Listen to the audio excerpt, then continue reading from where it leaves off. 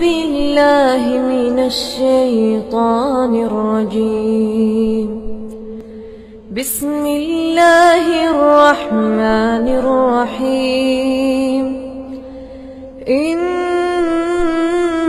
الذين قالوا ربنا الله ثم استقاموا تتنزل عليهم الملائكة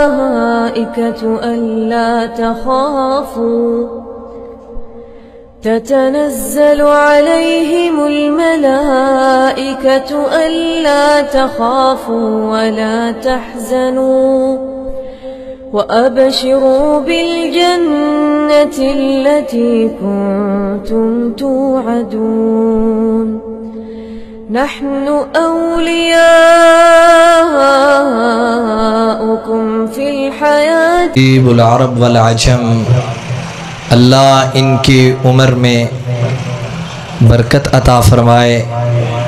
अपनी मसरूफ़ियात के बावजूद उन्होंने हमारे इस प्रोग्राम के लिए बड़ी मोहब्बत का और बड़ी अक़ीदत का इजहार फरमाया है। अल्लाह इनको सलामत रखे, दीन दुनिया की बरकतें अता फ़रमाए।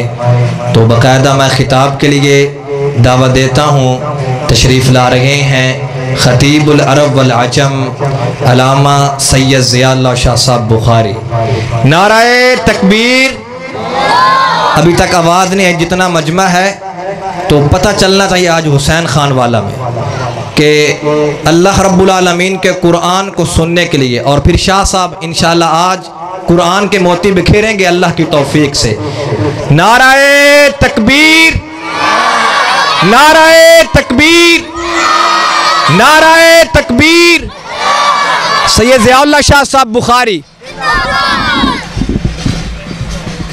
बिल आलमीन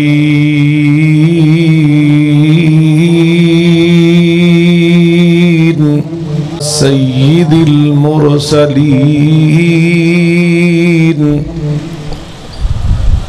व अला आलिहि व सहबिहि अजमईन।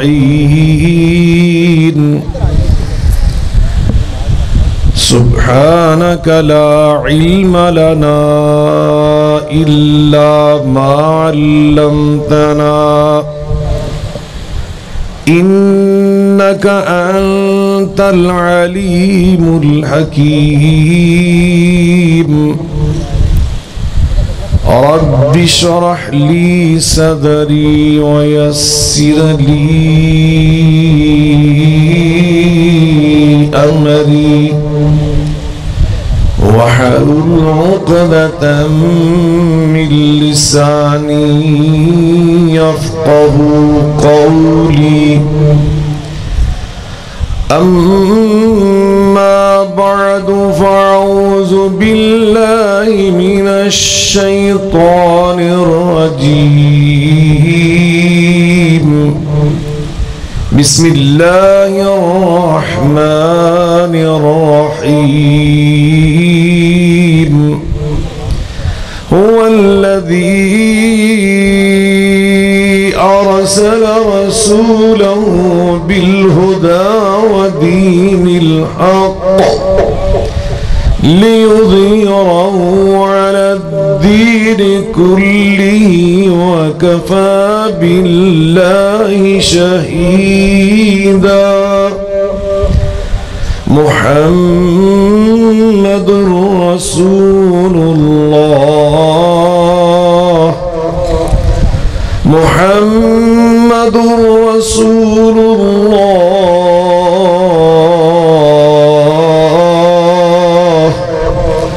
वल्लज़ीन मअहू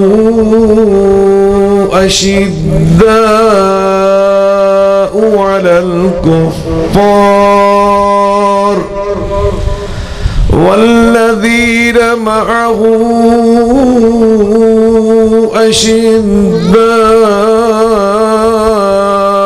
अलल कुफ़्फ़ारि रुहमाउ बैनहुम तराहुम रुक्कअन सुज्जदन यबतगून يبتغون فضلا من الله ورضوانا سيماهم في وجوههم من أثر السجود.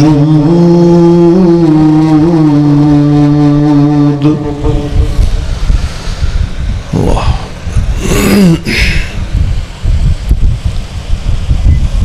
ہر قسم کی حمد و ثنا کہتے کسنا ہے تھوڑا جا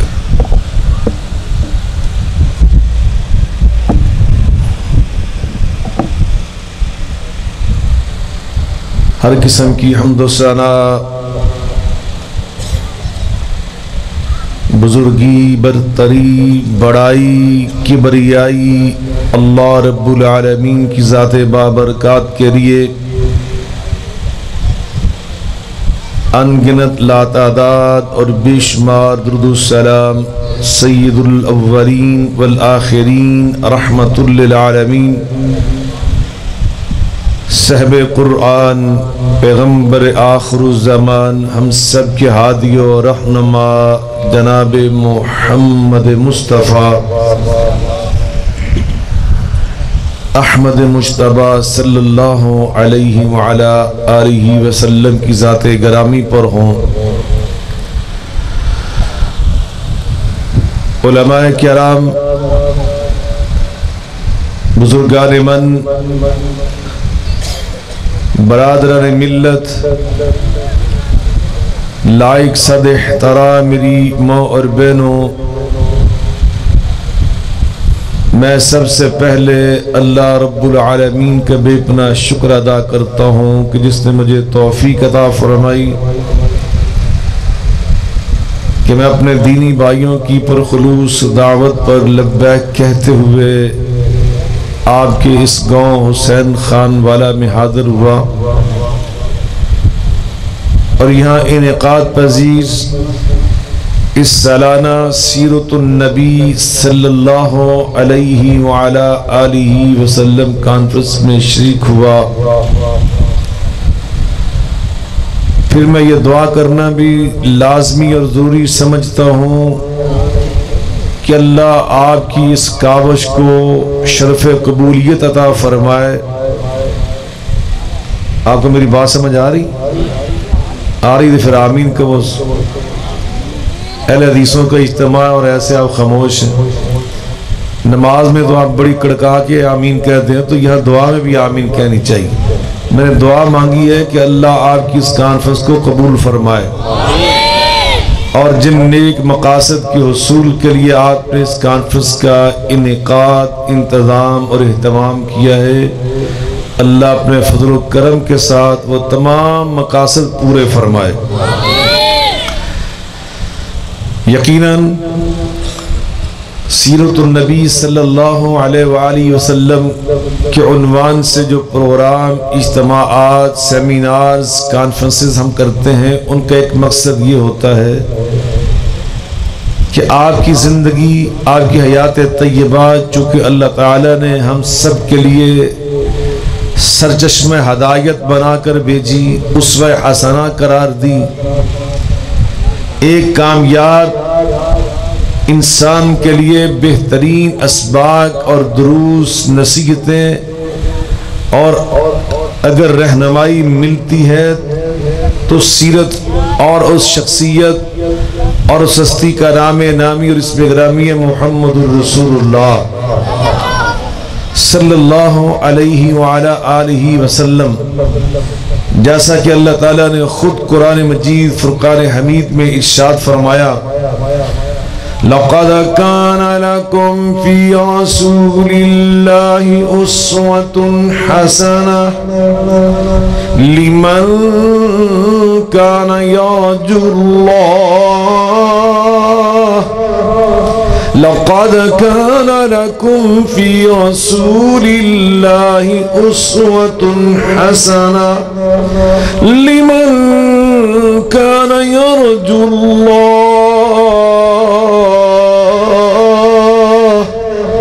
لِمَنْ كَانَ يَرْجُو اللَّهَ وَالْيَوْمَ والآخر وذكر الله كثيرا.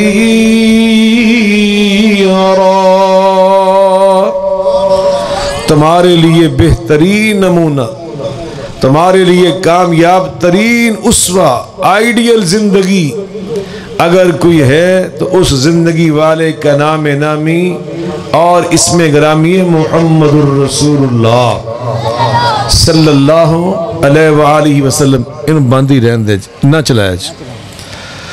حضرات، ہم جس دور سے گزر رہے ہیں، ہم جن حالات سے دوچار ہیں،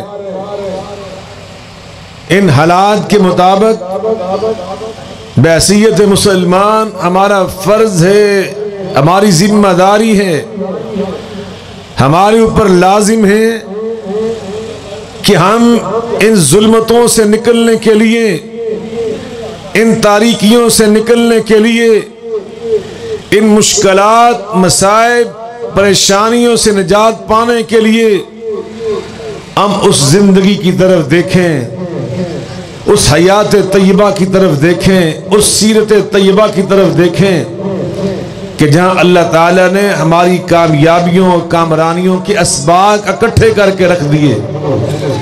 اللہ قرآن مجید میں کیا ارشاد فرماتے ہیں؟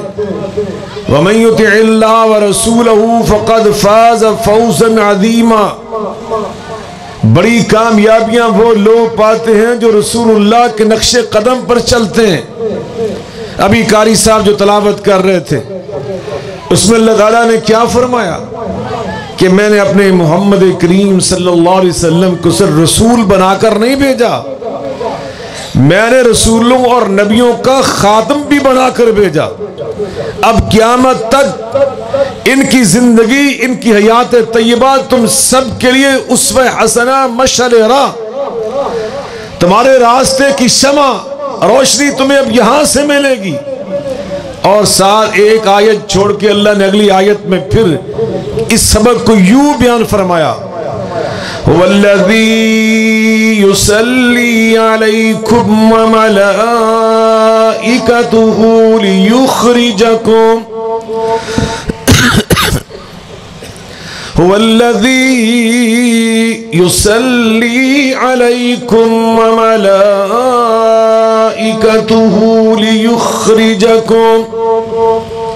ليخرجكم من الظلمات إلى النور ليخرجكم من الظلمات إلى النور وكان بالمؤمنين رحيما.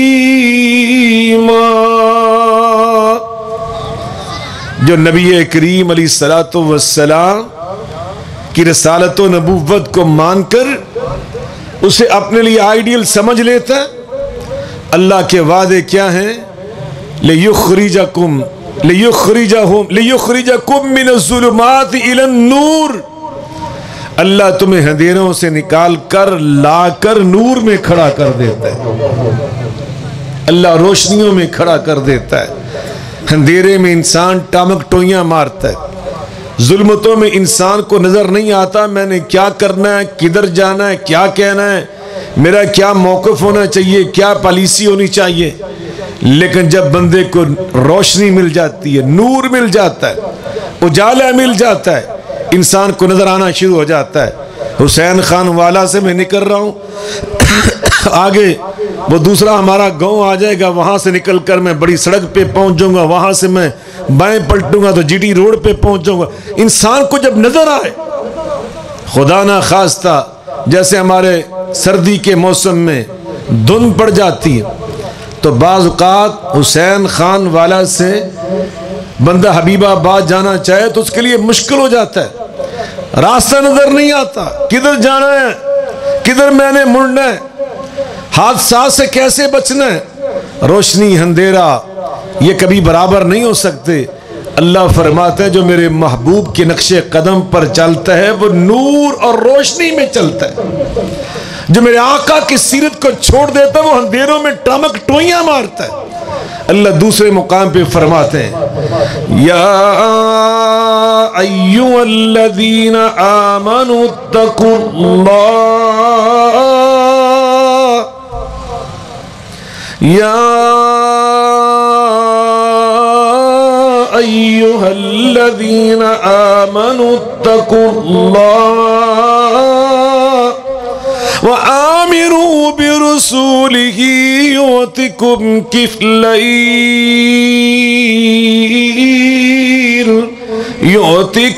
كفلين من رحمتي ويجعل لكم نورا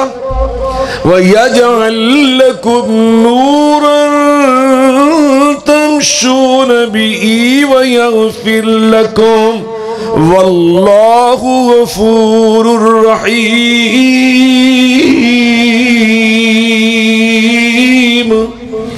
اللہ فرماتے او ایمان والو میں تم سے اللہ یہ مطالبہ کر رہا ہوں وآمنوا برسولہ، میرے رسول پر سچا ایمان لانے کے تقاضے پورے کر کے دکھاؤ، اور رسول پہ سچا ایمان لانے کا سب سے بڑا تقاضا یہ ہوتا ہے کہ رسول اللہ کی اطاعت کی جائے، آپ کی پیروی کی جائے، جو آپ نے کام کیے وہ کام ہم کر کے دکھائیں، جس انداز سے آپ نے کیے اسی انداز کو ہم اپنانے کی کوشش کریں۔ اللہ پھر وعدہ کر رہے ہیں، 3 وعدے کیے۔ پہلا وعدہ یجعل لکم یؤتکم کفلین من رحمتہ، اللہ اپنی رحمت کے دروازے ڈبل کر کے تم پہ کھول دے گا۔ اللہ کی سنگل رحمت مل جائے تو بیڑا پار ہو جاتا ہے۔ یا اللہ سنگل نہیں فرمایا، کفلین من رحمتہ، میں اپنی رحمت کو ڈبل کر کے تمہیں عطا کروں گا۔ دوسرا وعدہ وَيَجْعَلْ لَكُمْ نُورًا تَمْشُونَ بِهِ، میں تمہیں نور عطا کروں گا، اس میں تم زندگی بسر کرو گے۔ تیسرا وَيَغْفِرْ لَكُمْ ذُنُوبَكُمْ، انسانوں کے گناہوں کی شامت سے اللہ اپنے فضل و کرم کے دروازے بند کر دیتا ہے کہ تم میرے غدار اور باغی بن چکے، تم مجھے چھوڑ کے میرے دشمن شیطان کے چیلے اور پیروکار بن چکے، چلو ذلیل ہوتے پھرو، میری دروازے رحمت کے میں نے تم پہ بند کر دیے۔ لیکن اللہ تعالیٰ یہاں وعدہ کر رہا ہے اگر تم میرے نبی کے ساتھ مخلص ہو جاؤ، میرے حضور کے سچے خادم بن جاؤ، میرے محبوب کے سچے غلام بن جاؤ، میرے محبوب کے تم پیروکار بن جاؤ، میں اللہ بغیر کہے بغیر توبہ کے تمہارے سارے گناہ بھی معاف کر دوں گا۔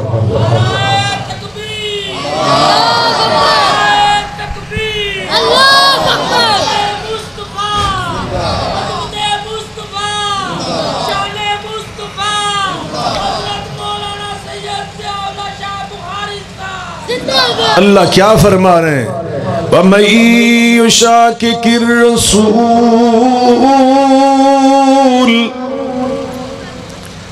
گندم کی کٹائی کا موسم ہے، ساتھیوں نے جلسہ رکھ لیے، سارا دن کے آپ تھکے ماندے لا کے جلسے میں بٹھا دیئے۔ میرا آج تھکے ہوئے لوگ ہیں نا، تھکے ہوئے ہیں نا، تقریر کریے کہ رہن دیئے؟ اسیدہ ہوں آگے تقریر کرنے واسطے، پر ضروری نہیں ہوتا کہ لازمی تقریر ہی کرنی۔ آپ لجہ سے نیک لوگ کی ملاقات، زیارت، یہ بھی ایک بہت بڑا عمل ہے۔ اللہ کے فضل و کرم سے اللہ قبول کر لے تو نبی پاک صلی اللہ علیہ وسلم نے بشارت دی ہے، جو اللہ کی محبت کی خاطر کسی سے ملتا ہے اللہ اس پہ جنت کو واجب فرما دیتا ہے۔ تو الحمدللہ میں آیا ہوں، مجھے آپ سے کوئی غرض نہیں، نہ میں نے آپ سے ووٹ مانگنے، نہ میں نے آپ سے چندہ مانگنا ہے، میں آیا ہوں محض آپ کی دینی محبت کی بنا پہ کہ آپ اللہ والے ہیں، نیک لوگ ہیں، میرے مسلک میری جماعت کے میرے دین کے بھائی ہیں۔ اللہ تعالیٰ آپ سب کو سلامت رکھے، آپ کی محبت ہے، آپ نے یاد فرمایا، میں حاضر ہو گیا۔ تو اس لیے کوئی ضروری نہیں کہ میں لازمی تقریر کروں، اگر آپ میں ہمت ہے تقریر ضرور کروں گا، اگر آپ تھکے ہوئے ہیں تو میں آپ سے اجازت چاہتا ہوں۔ ہمت ہے جڑا ادھا گھنٹہ تقریر سن سکتا ہے نا، صرف ادھا گھنٹہ وہ ہاتھ کھڑا کرے، لو دو سوا، باقی سارے ادھے گھنٹے تے راضی ہو گئے۔ چلو ٹھیک ہے جی، میں 30 منٹ ہی بیان کرتا ہوں، باقی انشاءاللہ جب 30 منٹ ہو جائے مجھے اشارہ کر دیں آپ حضرات۔ اللہ قرآن میں کیا فرما رہے ہیں؟ یہ سیرت النبی صلی اللہ علیہ وسلم کے حوالے سے میں بات کر رہا ہوں۔ ابھی میں نے موضوع سیرت کا بیان کرنا، لیکن میں پہلے سیرت النبی کی اہمیت بیان کر رہا ہوں۔ یہ ہے کیا؟ نبی پاک کی سیرت یہ ایک روشنی کا نام ہے، سیرت النبی ہدایت کا نام ہے، سیرت النبی اسوہ حسنہ کا نام ہے، سیرت النبی ایک آئیڈیل زندگی کا نام ہے، سیرت النبی ہمارے لیے کامیابیوں کی نوید اور خوشخبری کا نام ہے۔ یہ میں نہیں کہہ رہا، عرش والا رب بھی کہہ رہا ہے، مدینے والا رسول خود کہہ رہا۔ اللہ کا قرآن پہلے سنو، اللہ کیا فرما رہے ہیں؟ وَمَن يُشَاقِقِ الرَّسُولَ وَمَن يُشَاقِقِ الرَّسُولَ مِن بَعْدِ مَا تَبَيَّنَ لَهُ الْهُدَى وَيَتَّبِعْ غَيْرَ سَبِيلِ الْمُؤْمِنِينَ نُوَلِّهِ مَا تَوَلَّى وَنُصْلِهِ جَهَنَّمَ وَسَاءَتْ مَصِيرًا۔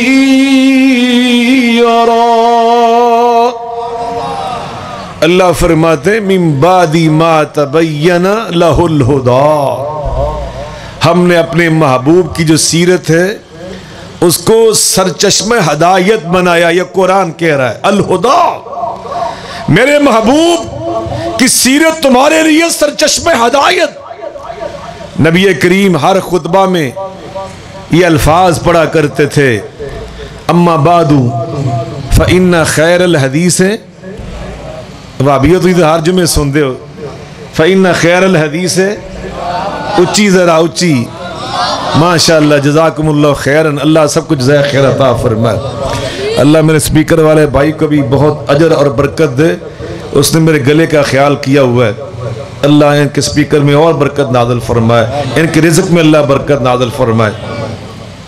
مسلسل تقریروں سے آج میرا گلا گلا کر رہا ہے، لیکن انشاءاللہ آپ کا جذبہ اور آپ کی دعاؤں سے انشاءاللہ اور میرے اس بھائی کی محنت سے میں کم از کم انشاءاللہ گھنٹہ 2 گھنٹے تقریر کروں گا ابھی انشاءاللہ۔ سبحان اللہ۔ ناری بہتے بندے گھبرا گئے نس، اور میں اپنے پچھلے وعدے تھی تو نہ گھبراؤس۔ انج کہن نال کی ہویا کہ میں نے 2 گھنٹے بیان کرن اللہ نے ثواب عطا کرتے تھے، تو انہوں سنن اللہ نے اجر عطا فرماتا۔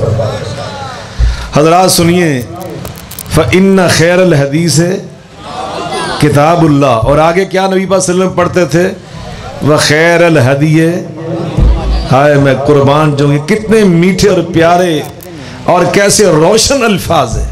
وَخَيْرَ الْحَدِيِ ہدی محمد صلی اللہ علیہ وآلہ وسلم، اور سب سے بہترین ہدایت وہی ہدایت ہے جو رسول اللہ صلی اللہ علیہ وسلم سے تمہیں مل گئی، جو آپ کی زندگی، جو آپ کی سیرت، آپ کا طرز حیات، آپ کا اسلوب، آپ کام کیسے کرتے تھے، دعا کیسے کرتے تھے، قرآن کیسے پڑھتے تھے، آپ نماز کیسے پڑھتے تھے، آپ سوتے کیسے تھے، آپ جاگتے تب کیا کرتے، لباس کیسے پہنتے، سواری پہ کیسے سوار ہوتے، دودھ کیسے پیتے، آپ سر مبارک کے بالوں میں کنگھی کیسے کرتے، آنکھوں میں سرما کیسے ڈالتے، دانتوں میں مسواک کیسے استعمال کرتے، سر مبارک پر پگڑی کیسے باندھتے۔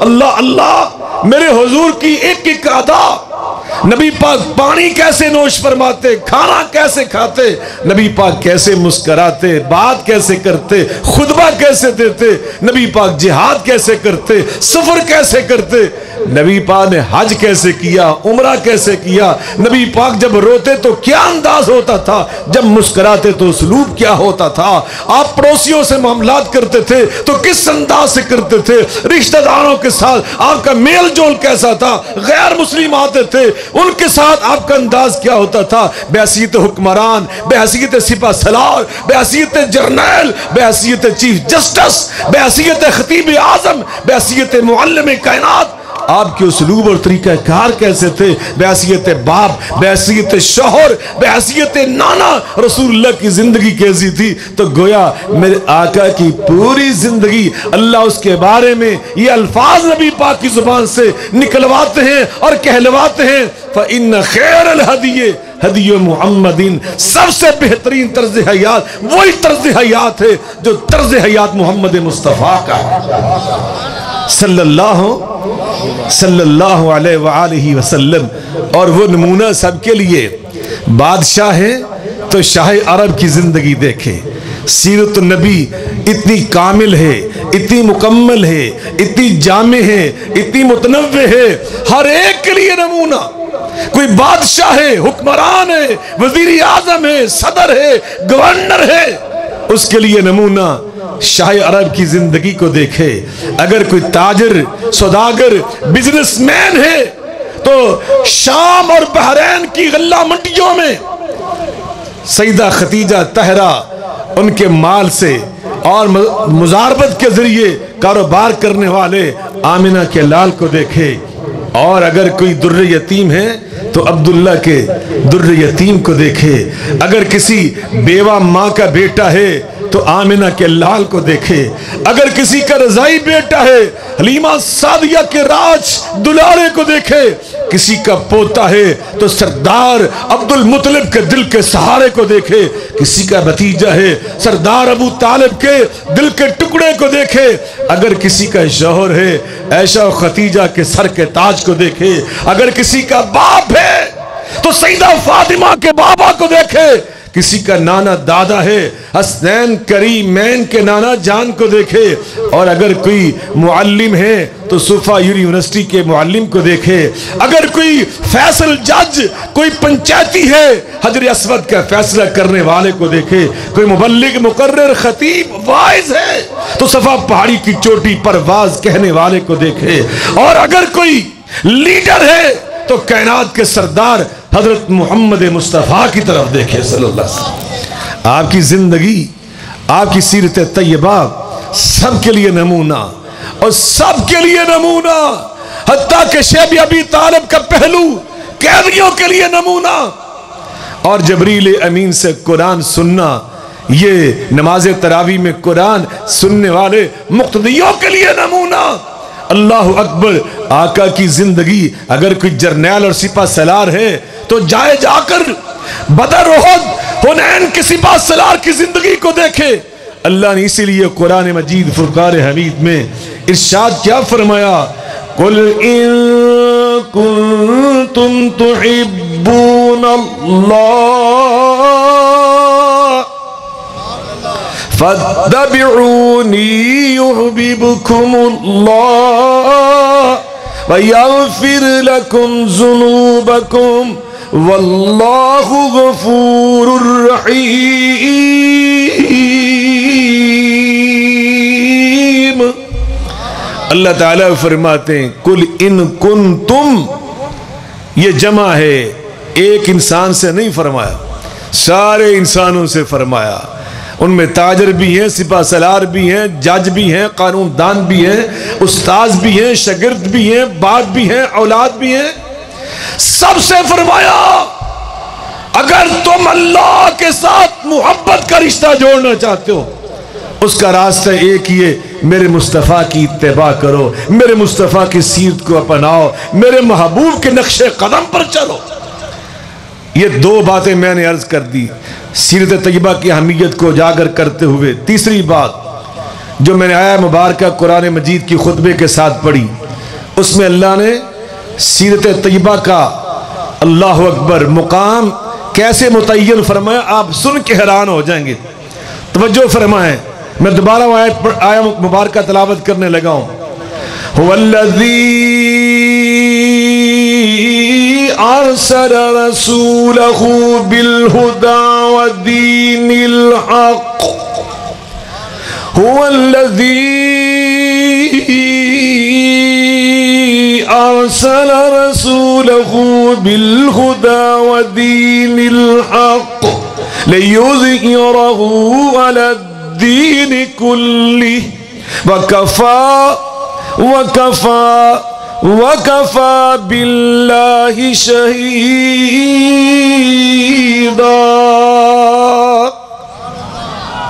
اللہ تعالیٰ اس آیہ مبارکہ میں نبی پاک کی سیرت کا مقام کیسے انوکھے اسلوب سے متعین فرما رہا ہے۔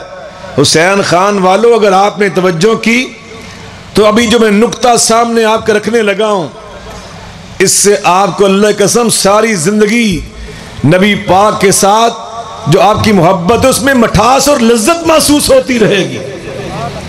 توجہ فرمائیں، اللہ تعالیٰ نے فرمایا میرے محبوب کو ہم نے دنیا میں بھیجا، ان نے آ کر اسلام کو سارے دینوں پہ غالب کر دیا، سارے ادیان پہ غالب کر دیا۔ لیکن کیسے کیا؟ اللہ فرماتے میں نے اپنے محبوب کو اسلام کو غالب کرنے کے لیے دو نعمتیں عطا کی۔ ایک نعمت کا نام ہے دین حق۔ کیا نام ہے؟ دین حق۔ مل کے بولیں۔ دین حق سے مراد اللہ کی توحید، دین حق سے مراد اللہ کا قرآن، دین حق سے مراد دین کی تکمیل، یہ سارے امور اس میں شامل ہیں۔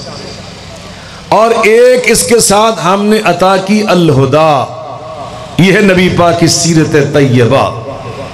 اب توجہ فرمائیں، اللہ نے دین حق اور سیرت مصطفیٰ کو بیان کیا ایک آیت میں اکٹھا، ایک ہی آیت میں بیان کیا۔ توجہ فرمانا۔ اور میں آپ سے پوچھتا ہوں، اللہ نے الہدا پہلے بیان کی، دین حق کو دوسرے نمبر پہ بیان کیا۔ پہلے کس کو بیان کیا؟ پہلے کس کو بیان کیا؟ زور سے بول لیں۔ نبی پاک کی سیرت کو اللہ پہلے بیان کر رہا ہے، توحید باری تعالیٰ قرآن کو اللہ بعد میں بیان کر رہا ہے۔ توجہ ہے آپ کی؟ پھر سنو، اللہ قرآن میں ایک مقام پر نہیں، بہت سارے مقامات پر اس مضمون کو بیان کرتا ہے کہ نبی پاک کی سیرت اللہ پہلے بیان کرتا ہے، توحید اللہ بعد میں بیان کرتا ہے۔ سنیے ذرا، آپ ایسا نہ سمجھے کہ میں جوش خطابت میں یہ جملے کہہ رہا ہوں۔ اللہ کا قرآن سنیں، کیا اللہ تعالیٰ فرما رہے؟ قُلْ يَا أَيُّهَا النَّاسُ إِنِّي رَسُولُ اللَّهِ إِلَيْكُمْ جَمِيعًا قُلْ يَا أَيُّهَا النَّاسُ إِنِّي رَسُولُ اللَّهِ إِلَيْكُمْ جَمِيعًا الذي له ملك السماوات الذي له ملك السماوات والأرض لا إله إلا هو يحيي ويميت۔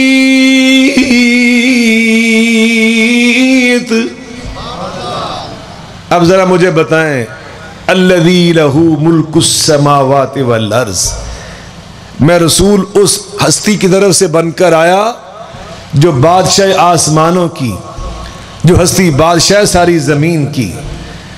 کس ہستی کا میں رسول بن کر آیا؟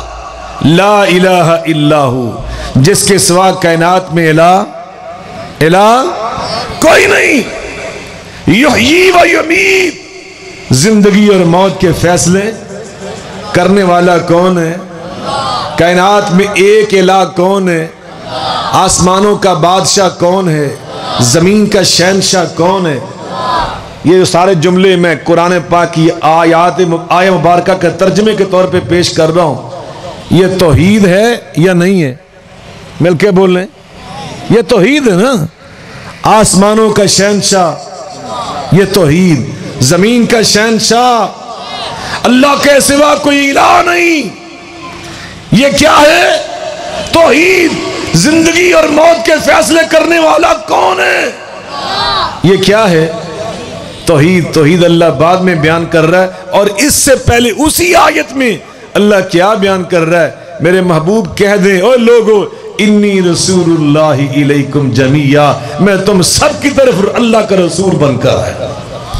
نبی پاک کی رسالت، آپ کی سیرت اللہ پہلے بیان کر رہا ہے، اپنی توحید کو بعد میں بیان کر رہا ہے۔ کیوں کر رہا ہے ابھی میں وضاحت کرتا ہوں، مگر پہلے اسے سنیے اور قرآن سنیں۔ اللہ ایک اور مقام پہ فرماتے ہیں، جو مقام آپ سب کو یاد ہے، آپ سب اس سورت کے حافظ ہیں۔ وہ کون سی سورت؟ قل هو اللہ احد قل هو اللہ هو اللہ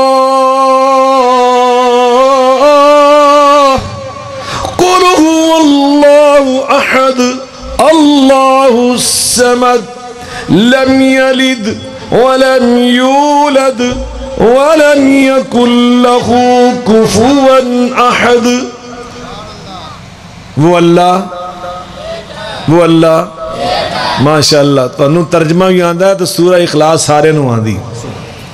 تسی مذہبی جماعتاں دے بندے ہو نا, کسی سیاسی جماعت دے ہوندے نا تے وڈے وکیل ہوندے تاں تانوں سورہ اخلاص بھی نہیں سی آنی. پتہ تانوں سارے نوں آپ پاکستان دے سیاستدان ساڑے وڈے وڈے وزیر تو قل ہو اللہ نہیں پڑھنی آتی ڈب کے مر جن. سچی گل ہے 62-63 کی وہ شکے یہ جو جس کو قرآن کی سورہ اخلاص نہیں آتی, جس کو سورہ فاتحہ پڑھنی نہیں آتی. اور الحمدللہ یہ دیکھیں اللہ کے دین کے دیوانے سورہ اخلاص بھی سب کو آتی. آندھی کہ نہیں آندھی؟ چلو سارے مل کے پڑھو ماشاءاللہ, پڑھو سارے. سن لو یہ اللہ والے ہیں, یہ اس پاکستان سے پیار کرنے والے ہیں. اور اس سے ترجمہ سنو, وہ اللہ الصمد, اللہ بے نیاز ہے. لم یلد, اس نے کسی کو نہیں جنا. ولم یولد, وہ کسی سے نہیں جنا گیا. ولم یکن لہ کفوا احد, اور کوئی اس کا ہم سر نہیں ہے, اس کے برابر کا نہیں ہے. یہ ساری توحید ہے یا نہیں؟ وہ اللہ ایک اللہ بے نیاز ہے, کسی کو اس نے جنا نہیں, کسی سے جنا نہیں گیا, اس کا ہم سر نہیں. یہ توحید باری تعالیٰ ہے یا نہیں؟ لیکن اس توحید کو اللہ بعد میں بیان کر رہا ہے. اور کل اے میرے نبی آپ فرما دیں, یہ کہہ کے اللہ نبی کی نبوت اور اطاعت کو پہلے بیان کر رہا ہے. کیا واضح کیا, جو توحید میرے نبی کے ذریعے تمہیں نہیں ملے, کسی اور ذریعے سے ملے, وہ کچھ اور تو ہو سکتا ہے, نہ وہ عقیدہ توحید ہو سکتا ہے, نہ وہ اللہ کا دین ہو سکتا ہے. نبوت پہلے, رسالت پہلے. نبی پاک صلی اللہ علیہ وسلم پر وحی نازل ہوئی, سب سے پہلی وحی کس مہینے میں نازل ہوئی؟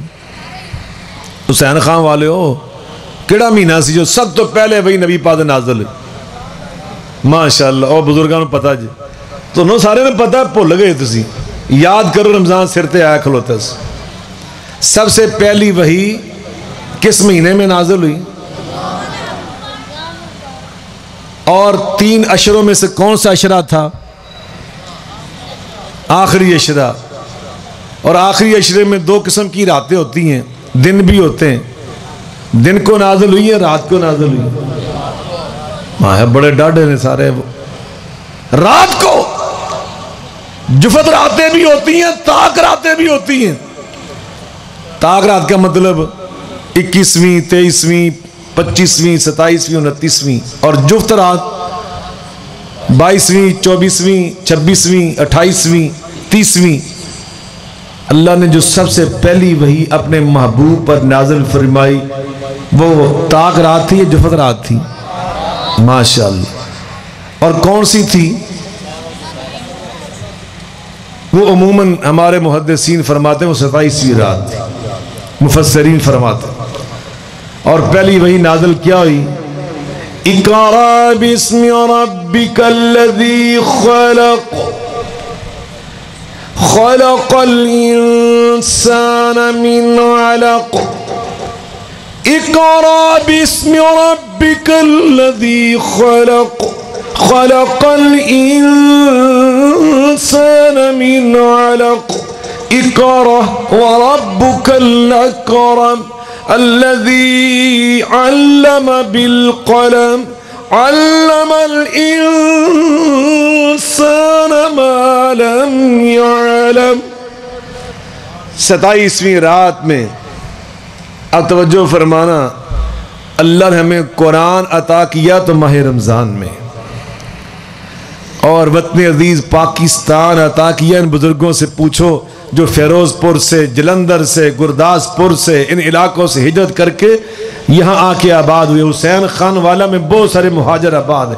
ان بزرگوں سے پوچھو, قرآن بھی اللہ نے رمضان میں عطا کیا, پاکستان بھی رمضان میں عطا کیا. قرآن بھی آخری عشرے میں عطا کیا، پاکستان بھی آخری عشرے میں عطا کیا، حتیٰ کہ قرآن بھی 27ویں شب کو عطا کیا اور پاکستان بھی اللہ نے 27ویں شب رمضان کو عطا کیا۔ واضح کر دیا میرے رب نے۔ آپ کے علم میں انگریز کی حکومت تھی، پاکستان بھی آزاد ہوا اور ہندوستان بھی، اور ان بزرگوں سے پوچھو ان دونوں ملکوں میں ایک دن کا فرق ہے۔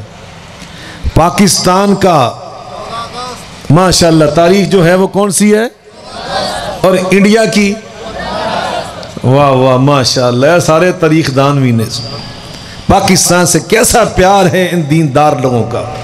میں ہمیشہ بڑے بڑے اجتماعات میں جا کر بڑے جلسات میں جا کے یہ بات کہتا ہوں کہ جتنی محبت اس پاکستان سے دین والے کرتے ہیں، مسجد اور مدرسے والے کرتے ہیں، اتنی محبت اللہ کی قسم شاید کوئی اور کرتا ہو۔ 14 اگست کو 27ویں شب تھی اور 15 اگست کو 28ویں شب تھی۔ اللہ نے انڈیا بڑا حالانکہ رقبے کے لحاظ سے ملک تھا، اس کو اللہ نے ایک دن روکے رکھا اور اللہ نے پہلا دن ہمیں عطا کر دیا۔ انڈیا کو اللہ نے ہمارے بعد آزاد کیا، اور جو پہلا دن تھا وہ 27ویں شب رمضان کا دن تھا۔ اللہ نے واضح کر دیا پاکستان کا رشتہ قرآن کے ساتھ۔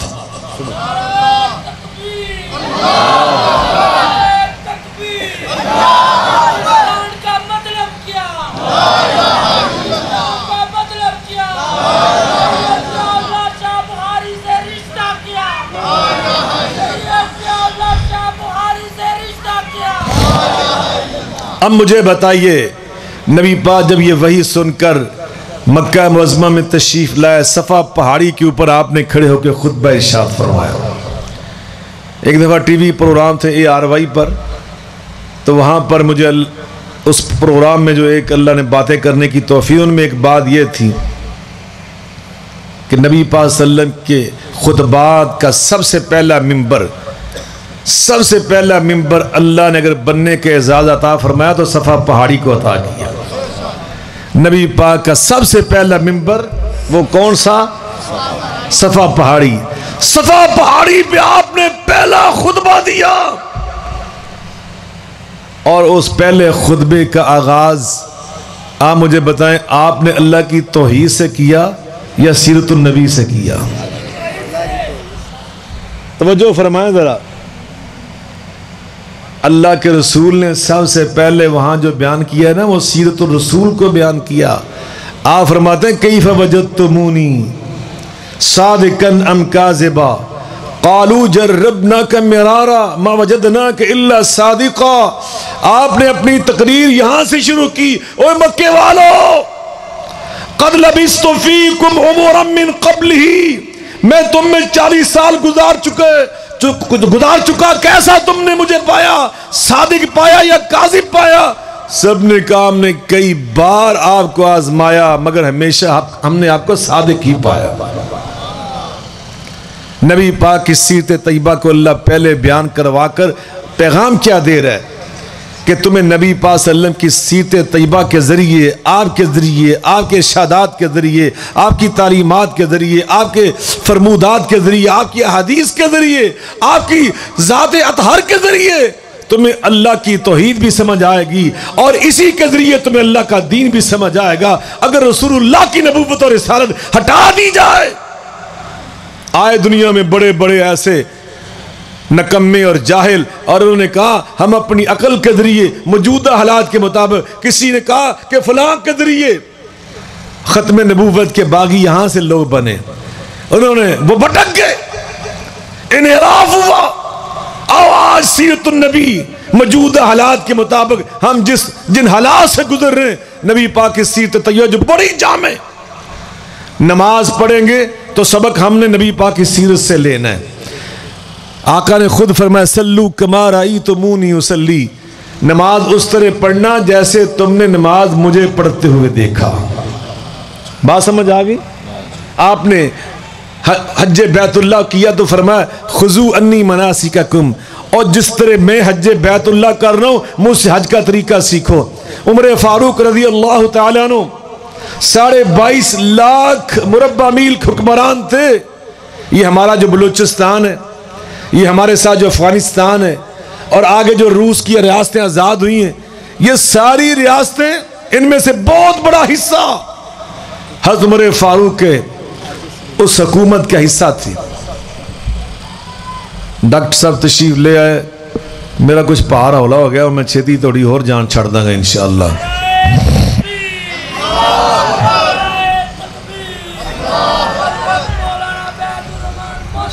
माशाअल्लाह, बारकल्लाह फीकुम जनाब।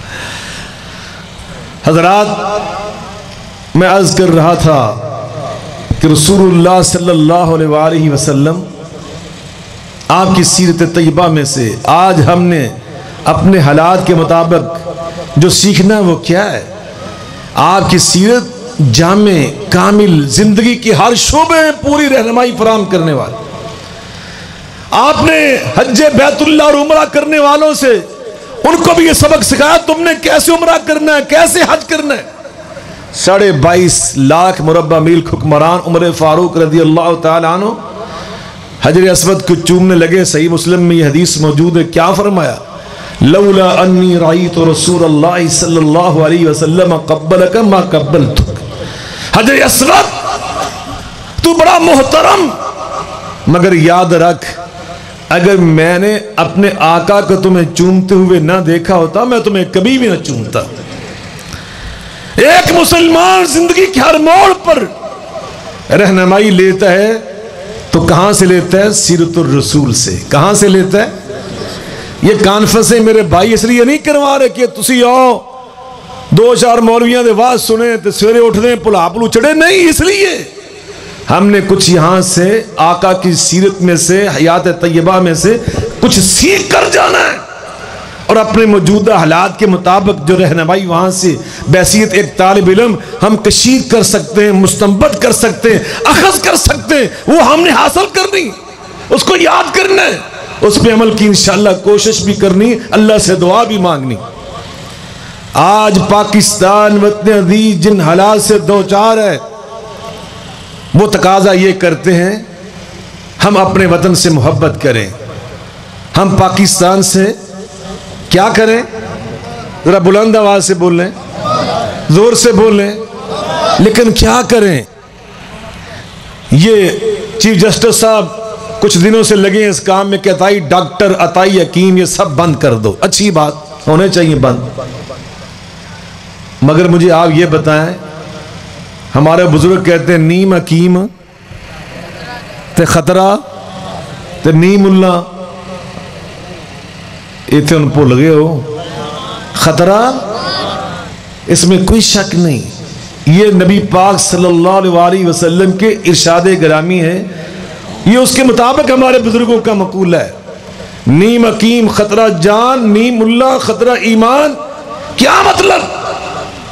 मेरे आका अलैहिस्सलाम ने फरमाया था जब क़यामत करीब आएगी उसकी कुछ निशानी है, उनमें से एक निशानी ये, इत्तख़ज़न नास रुऊसन जुहालन व इज़ा सुइलू फ़अफ़्तौ बिग़ैरि इल्मिन फ़ज़ल्लू व अज़ल्लू। लोग ऐसे लोग को अपने दीनी रहनुमा और ज़ुअमा बनाएंगे जो जाहिल होंगे। सर पे टोपी रख लेने से, वास्कट पहन लेने से, पगड़ी बांध लेने से बंदा आलिम नहीं बन जाता। मेरे भाइयों, मेरे आका अलैहिस्सलाम ने फरमाया वो जाहिलों को अपने पेशवा बनाएंगे और जब उनसे मसाइल पूछे जाएंगे, फतवे लिए जाएंगे, वो जहालत से फतवे देंगे, जहालत से। अल्लाह अकबर। नतीजा क्या निकलेगा? मेरे आका ने वो भी बयान फरमा दिया, फजल्लू व अज़ल्लू, वो फतवे देने वाले जाहिल खुद भी भटके हुए भटक जाएंगे और जो उनके फतावे सुनकर अमल करेंगे वो भी मुनहरिफ हो जाएंगे, वो सारे राह रास्त से हट जाएंगे। अगर आज अताई हकीमों पे पाबंदी लग रही है, अल्लाह करे कोई ऐसा वक़्त आए ये जो नीम खांदा किस्म के दीनी हमारे रहनुमा बने हुए, अल्लाह इस भी हमें निजात अता फरमाए। ये बहुत बड़ा अलमिया है। मैं सारे मुल्कों में जाता रहता हूं, वहां पर जो बेहतरी आई है उसके कुछ असबाब हैं। ان میں ایک سبب یہ بھی میں نے دیکھا ہے، وہاں ایک تو تعلیم بڑی بڑھ گئی.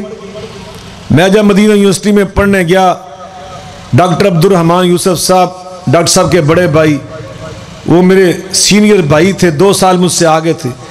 سن 1980 81 82 83 84 85 کی میں بات کر رہا ہوں. اس وقت ہماری یونیورسٹی میں صرف 5-6 سعودی اساتذہ تھے، ہزاروں کی تعداد میں اساتذہ تھے اس وقت، لیکن چند تھے، چند جو ڈاکٹر تھے سعودی، پی ایچ ڈی، اور وہ ہمیں پڑھاتے تھے، چند. لیکن چند سالوں کے بعد وہاں پر 100% اساتذہ سعودی تیار ہو چکے ہیں. شرح خواندگی وہاں بہت تیزی سے بڑھ گئی.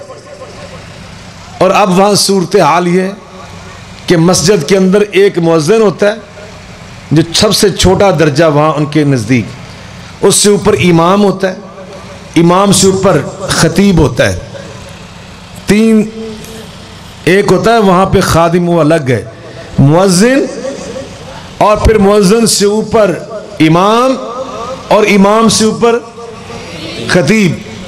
ساڑی دا مسیطے سارا کچھ ایک بندہ ہی کرتا ہے نا، تسی پھر بھی ہوتے راضی نہیں. کل مجھے ایک فون آیا بڑا لمبا، جی میں فلاں زمیندار بول رہا ہوں، وہ جو فلاں آپ نے مسجد بنائی تھی 15 سال پہلے، اس کے سامنے میرا ڈیرا ہے. میں کہا جی ماشاءاللہ. وہ جو مولوی صاحب ہے نا، وہ جناب ونجدے او سائیں، میں نے کہا اللہ کے بندو، وہ جو مولوی صاحب ہیں فاضل ہیں پورے، اور دارالحدیث راجو وال کمالیہ کے فاضل ہیں، بخاری شریف انہوں نے پڑھی ہے، نیک بندہ، اللہ والا، اخلاق اس کا بلند، 20 سال سے اس مسجد میں خدمت انجام دے رہا ہے. یہ مسجد ساری اس نے خود اتنی محنت سے بنوائی، اور لکھنے کا بھی اللہ نے اس کو ملکہ دیا، انتہائی متقی اور پرہیزگار بندہ. اور یہ ساڑی مسیطے 20,000 کٹھا ہوندہ مہینے دا، پتہ نہیں جانا کدھر ہے. میں کیا کوئی تنخواہ دیں دے کوئی نہیں، اور بچوں کھا کھو جانا ہے میرے کے اندر. اب میں کیا بیوی دے بل اللہ دے بندیا، وہ تمہاری مسجد کا خادم، وہی تمہاری مسجد کا مؤذن، وہی تمہاری مسجد کا امام، وہی تمہاری مسجد کا خطیب، وہی تمہاری مسجد کا مدرس.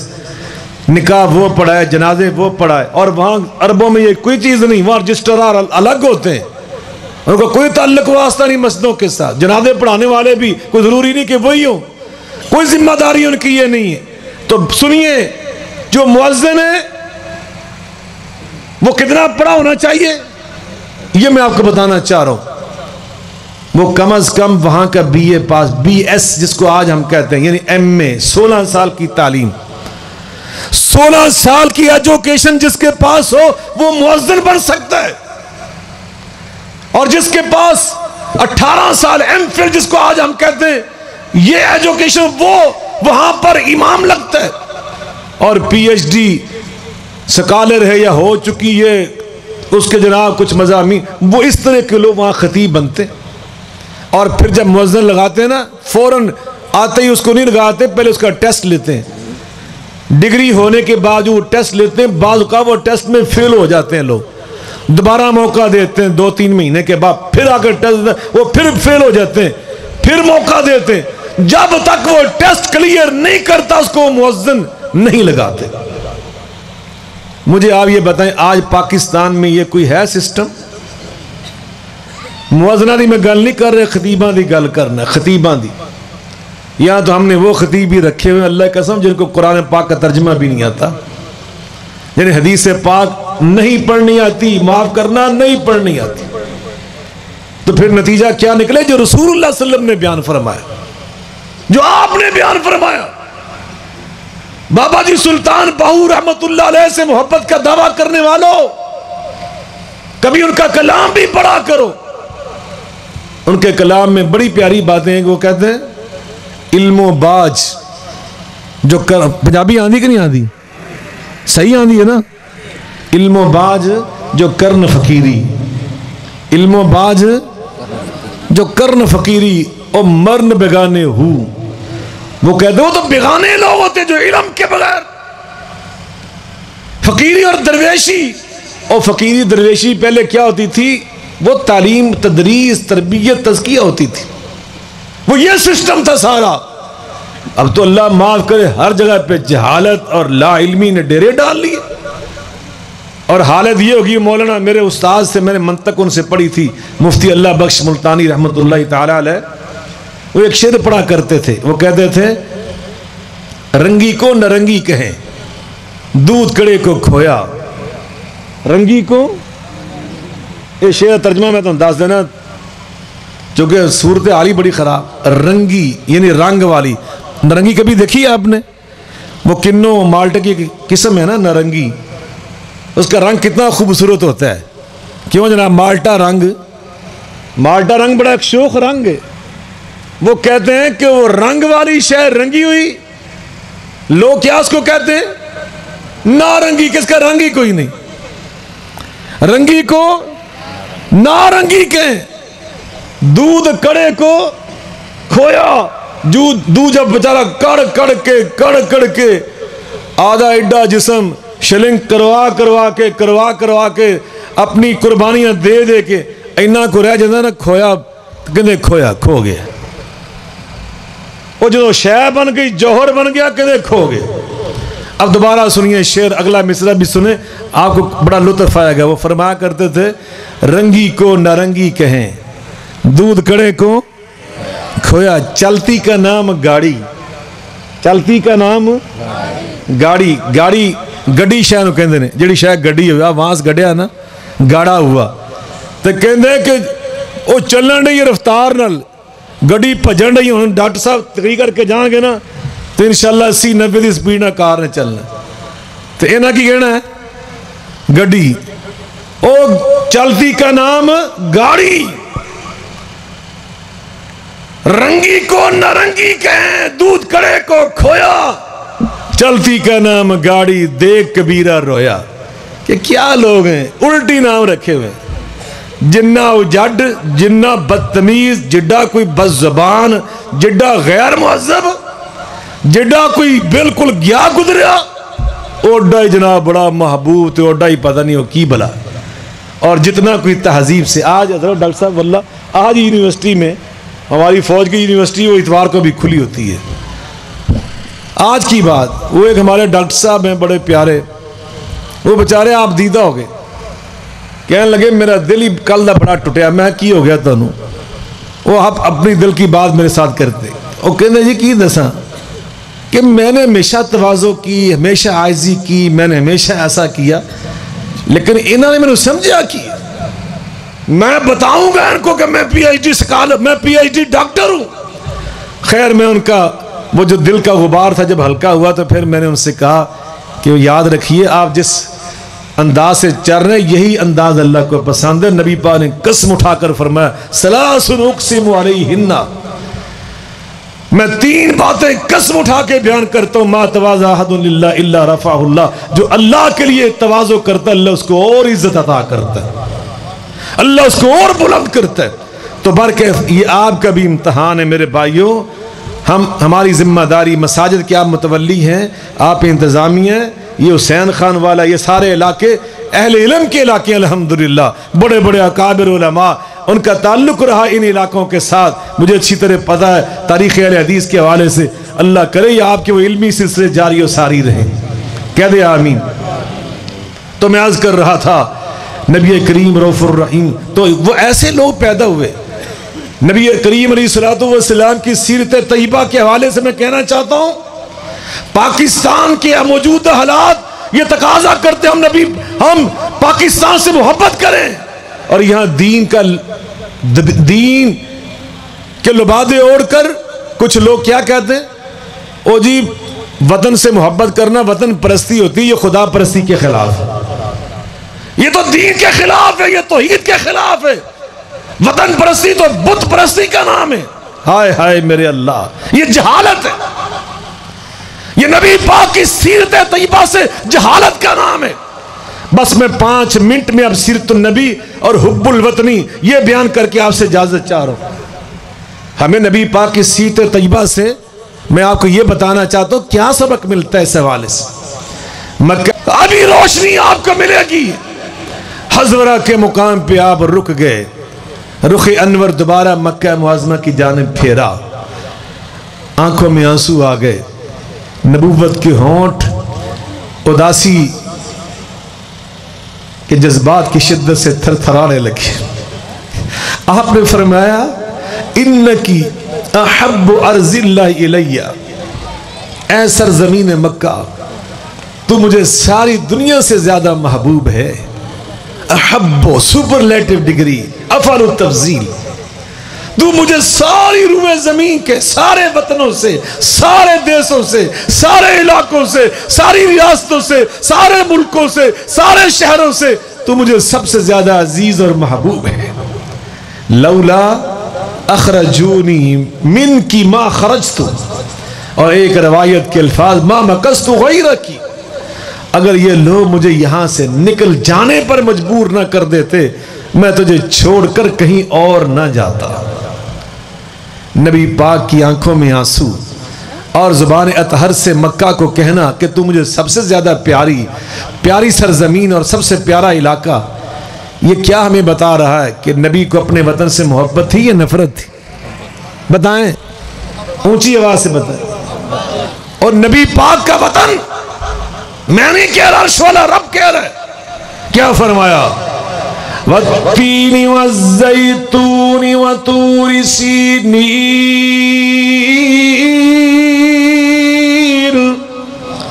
وَالتِّينِ وَالزَّيْتُونِ وَطُورِ سِينِينَ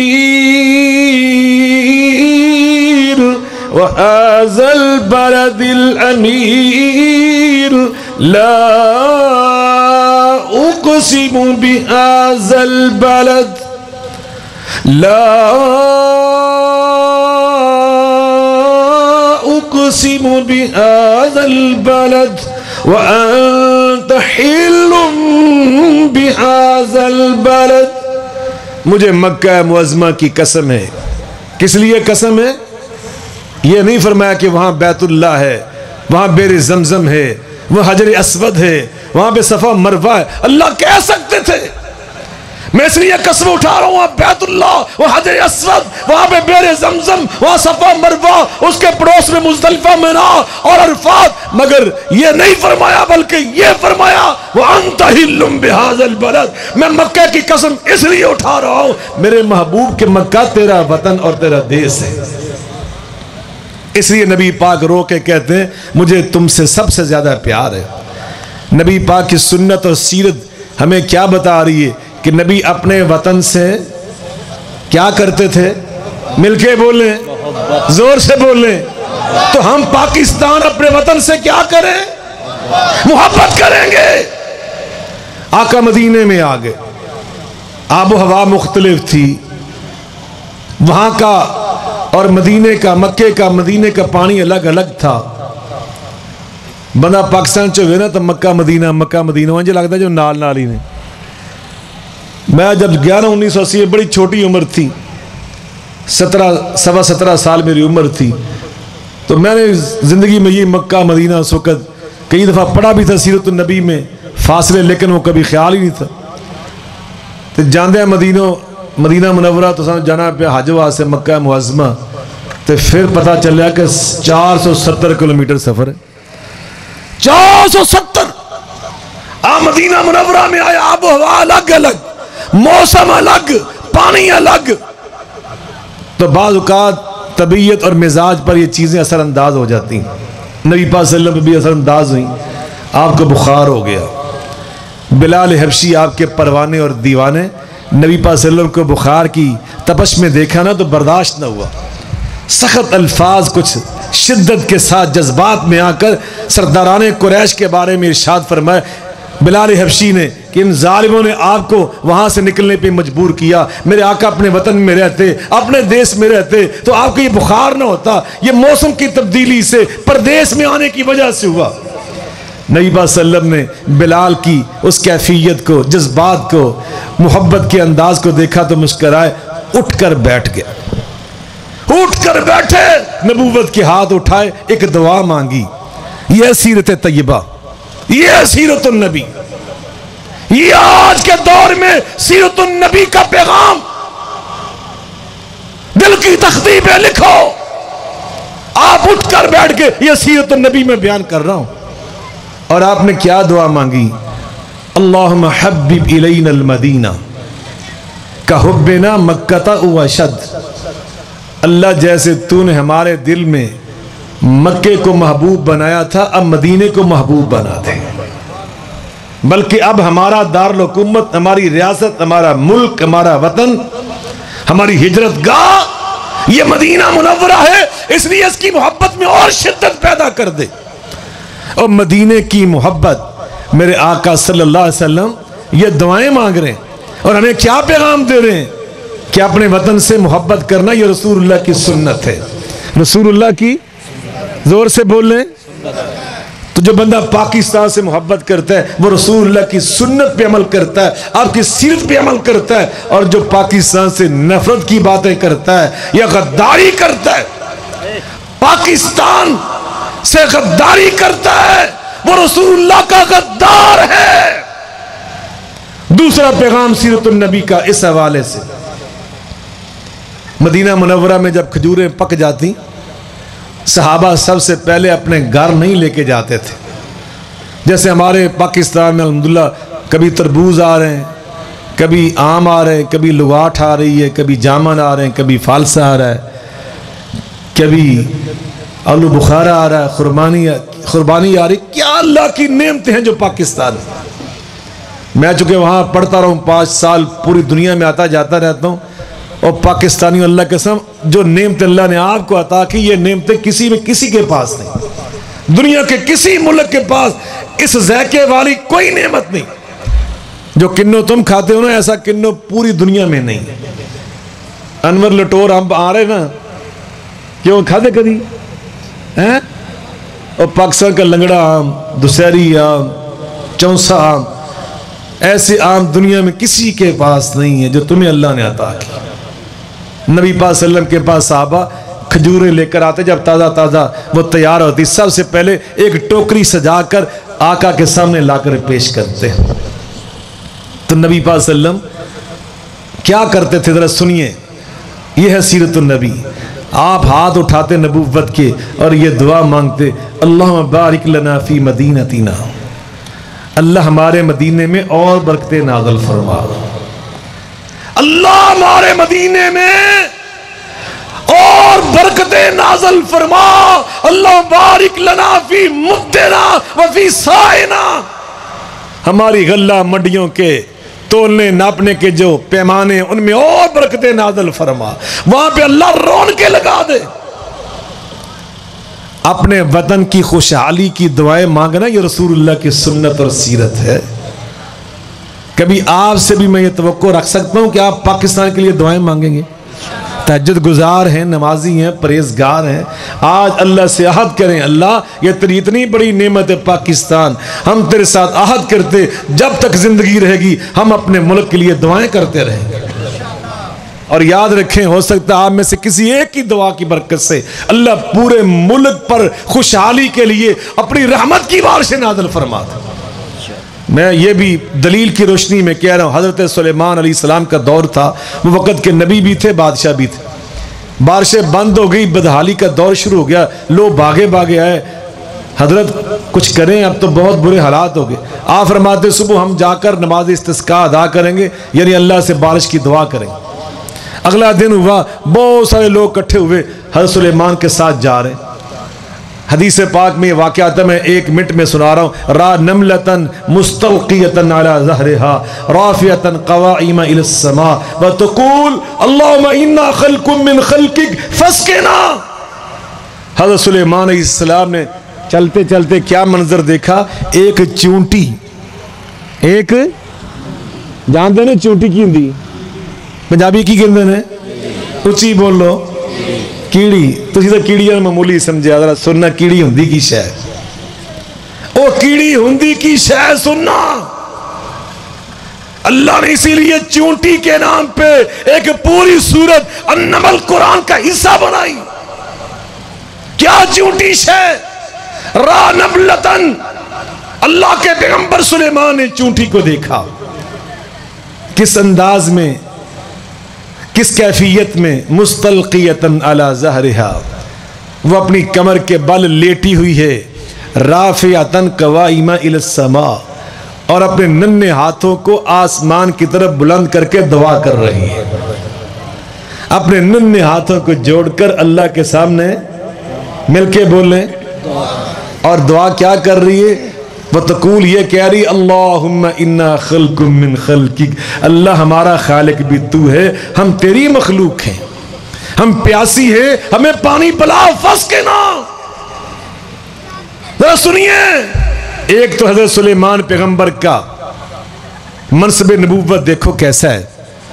وہ چونٹی اگر نظر بھی کسی صحابی کو ساتھی کو آئی تھی تو وہ یہ نہیں سمجھا کہ چونٹی کیا کر رہی ہے جو اللہ کا پیغمبر سمجھا. یہ فرق ہوتا ہے امتی کا اور نبی کا. نبی سمجھا کہ یہ دعا کر رہی ہے دعا، اور نبی اس کی آواز کو بھی سن رہا ہے. لاؤڈ سپیکر والا میرا بھرا بیٹھا نا، انہوں پوچھو ولی ساؤنڈ دے پاکستان دے سارے لاؤڈ سپیکر. اور صحیح وال کا ہے میرا ولی ساؤنڈ دوست ہے، میرے عیدگاہ کے میدان کا سارا سسٹم وہی چلاتا ہے. تو میں کل سن کے حیران ہو گیا اندر کولوں. ایک دوست دسن رہا سی اج عمران خان جلسہ ہو رہا ہے، 1 کروڑ روپیہ لیا انہیں سپیکر دا تے کرسیاں دس 1 کروڑ روپیہ. تو نواز شریف وہ سارے صحیح وال آ رہے ہیں تو 22 لاکھ روپیہ چونکہ چھوٹا میدان تو 22 لاکھ روپیہ لیا. میں یار آ بندہ چنگا س باہر کے میں یہ کہنا یہ سارے لاؤڈ سپیکر اکٹھے کر لیں، آپ کسی چونٹی کے سامنے رکھ دیں. ڈاکٹر صاحب بھی ٹی وی میں جاتے ہیں، میں اکثر میڈیا میں جاتا رہتا ہوں، وہاں جو ہمیں لگاتے ہیں نا وہ چھوٹے چھوٹے وہ مائکرو فون نظر نہیں آتے، لیکن وہ اتنے زیادہ حساس ہوتے ہیں کہ آپ ذرا سی آواز نکالتے ہیں فوراً کیچ کر لیتے ہیں. لیکن میں کہتا ہوں ساری دنیا کے حساس سے حساس آپ مائکرو فون جا کر فٹ کر دیں، چونٹی دعا کرے، اس کی آواز تم نہ ٹیپ کر سکتے ہو نہ سن سکتے ہو، سن بھی لوگے تو سمجھ نہیں سکتے، تم چونٹی کی بولی نہیں جانتے. ایک دنیا کا سکالر آج وہ اردو جان سکتا ہے، عربی جان سکتا ہے، اور بیک وقت پنجابی جان لے گا، فارسی جان لے گا، پشتو جان لے گا، سندھی جان لے گا، مراٹھی جان لے گا، فرانسیسی جان لے گا، انگلش جان لے گا. اور لیکن میں ساری زبانوں کے باوجود چونٹی کی زبان نہیں جان سکے گا. اللہ کا پیغمبر سلیمان چونٹی کی آواز بھی سن رہا ہے، بولی بھی جان رہا ہے کہ وہ کیا کہہ رہی ہے. اب چونٹی کا عقیدہ سنو. چونٹی کا عقیدہ کیا ہے کہ میرا خالق کون ہے؟ مل کے بولو. یہ حدیث پاک جو میں نے پڑھ کے سنی، حدیث نبوی. چونٹی کا عقیدہ خالق کون ہے اور بارش نازل فرمانے والا کون، رازق کون ہے. اور چونٹی کا عقیدہ یہ ہے کہ دعا مانگنی ہے تو کس سے. اور ایک اور بات کہہ دوں، چونٹی کا عقیدہ یہ ہے کہ میرا اللہ کہاں پہ ہے، میرا اللہ کہاں مستوی ہے، آسمانوں کے اوپر. میرا اللہ کہاں ہے؟ اس نے ہاتھ کدھر اٹھائے ہیں؟ رافعتن قوائمہا الی السماء، آسمان کی طرف. اللہ قرآن میں کیا فرما رہے ہیں؟ طَعَامًا أَنزَلْنَا عَلَيْكَ الْقُرْآنَ لِتَشْقَى إِلَّا تَذْكِرَةً لِمَنْ يَخْشَى تنزيلا ممن خلق الأرض والسماوات العلى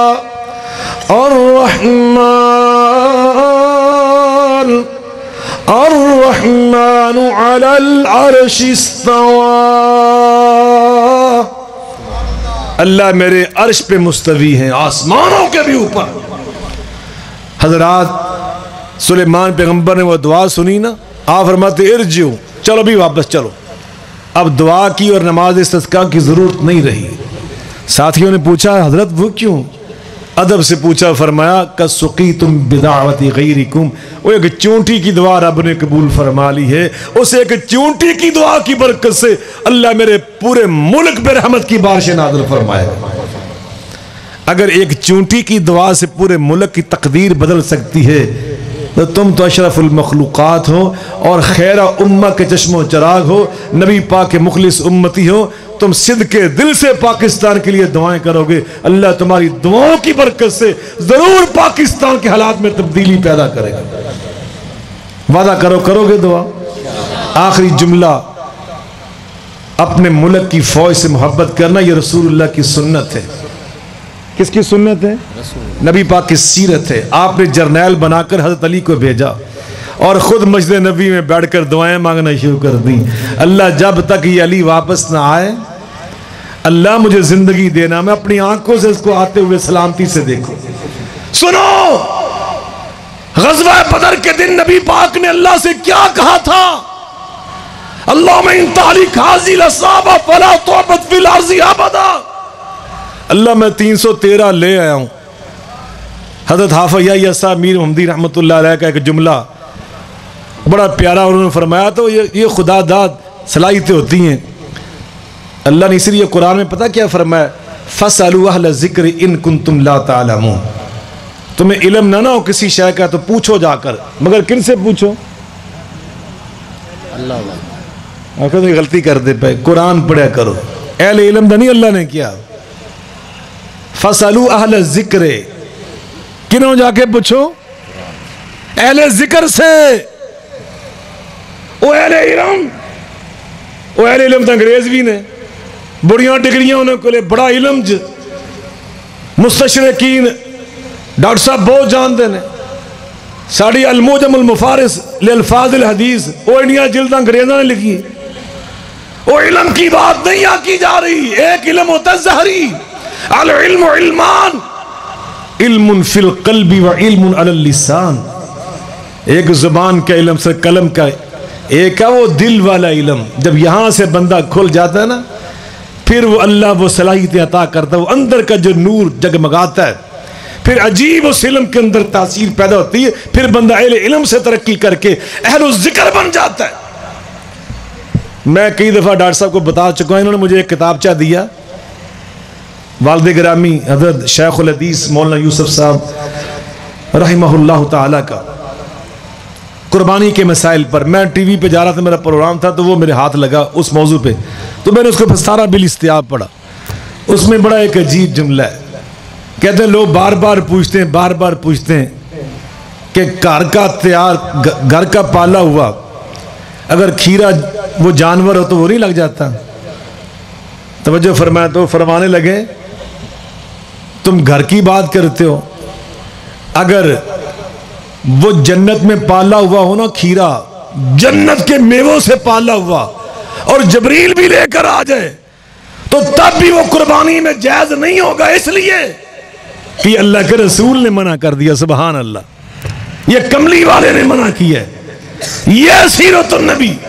تو حضرت حافظ صاحب رحمۃ اللہ علیہ کے ایک اہل ذکر ہونے کی حیثیت سے ایک جملہ وہ فرماتے ہیں, جب اللہ لے گئے نا, نبی پاک لے گئے 313, تو اللہ سے جا کے کیا کہا؟